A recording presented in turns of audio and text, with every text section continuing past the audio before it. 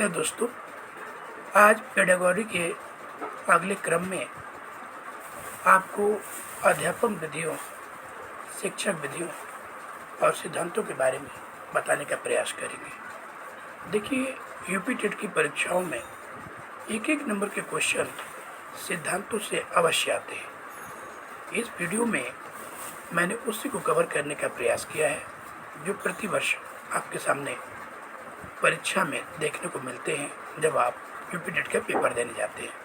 तो चलिए दोस्तों, आज बात करते हैं शिक्षा अध्ययन में पेडागोजी के अंतर्गत अध्यापन विद्या में कौन सिद्धांत किसने प्रस्तुत किया।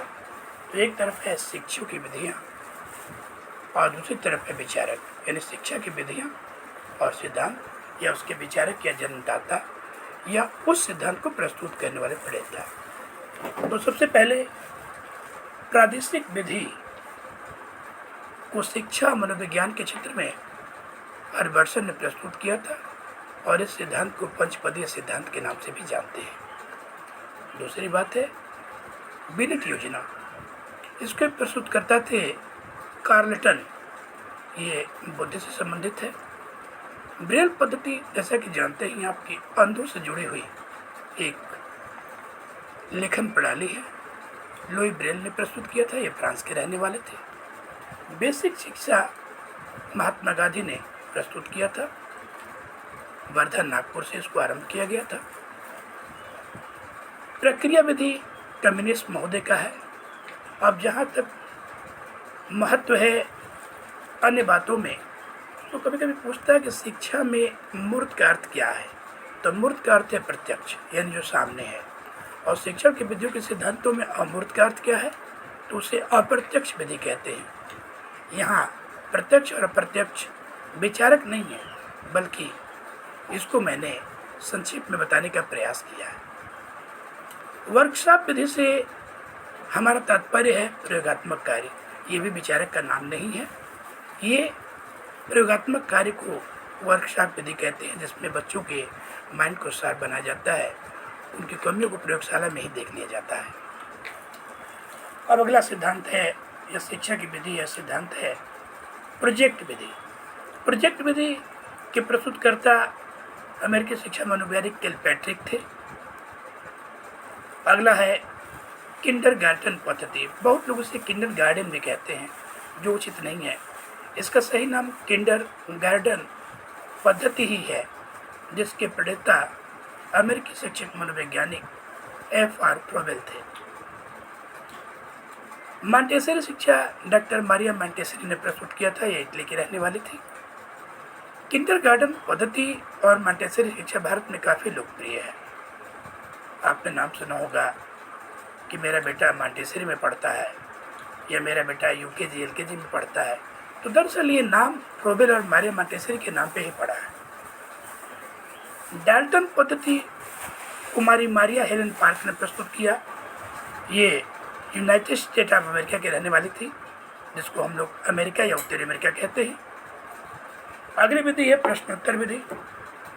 ये सुकरात ने प्रस्तुत किया था। सुकरात एक बहुत बड़े दार्शनिक, ज्ञाता, ज्ञानी, विद्वान और मर्मज्ञ व्यक्ति थे। इन्होंने कहा था कि अगर हम छात्र को मौखिक रूप से सवाल जवाब करें और उसका उत्तर दें तो ये प्रश्नोत्तर विधि के अंतर्गत होगा।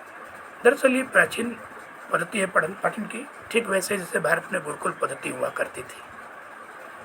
अगला है चतुष्फलक सिद्धांत, जिसको लुथियन ग्रीन ने दिया था। दरअसल ये एक ज्योग्राफिकल सेंटेंस है और ये सिद्धांत आपके यूपी टेट में नहीं आता है।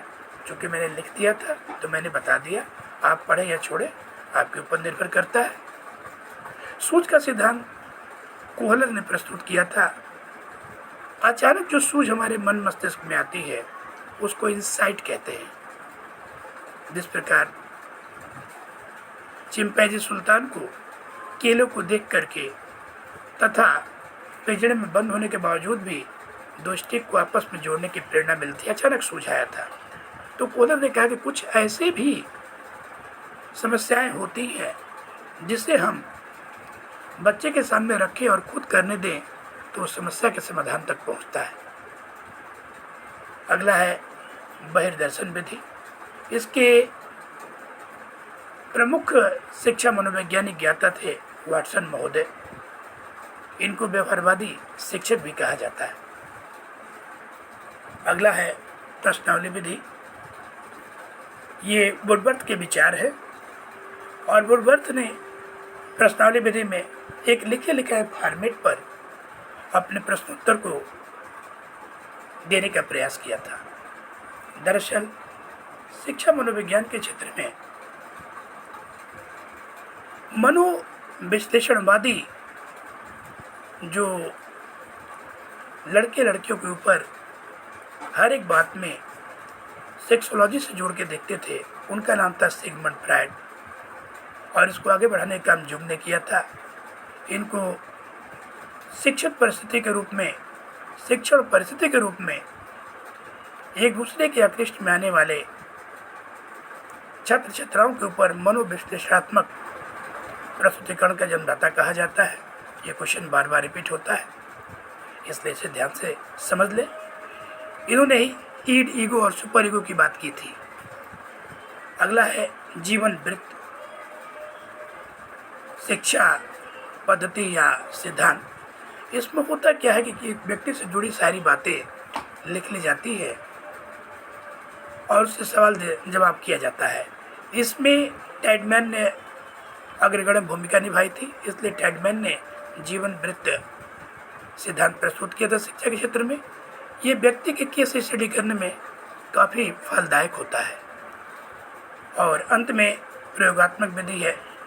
इसके जन्मदाता विलियम वुंट थे।